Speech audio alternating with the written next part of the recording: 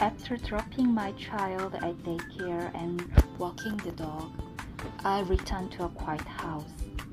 As I fold the tiny clothes and tidy up the room, I feel my mind and heart finding their own peace.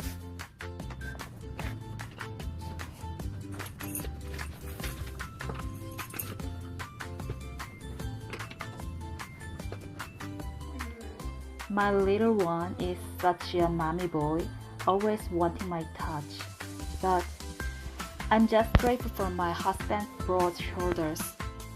He silently carries our child to protect my tired body and aching wrists. Thanks to him, I can truly enjoy this precious family outing. I hope this time was just as joyful for him and our baby.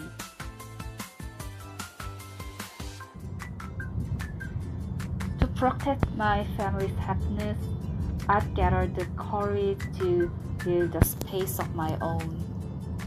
Rather than grand success, I want to grow deep roots here to shield our family's smile. My child is still so young, so I choose to walk at my own pace, matching the rhythm of my child's growth. This journey is possible only because I'm not alone, supported by the love and devotion of those I cherish. I carefully and proudly reclaim my name once again, Lawyer.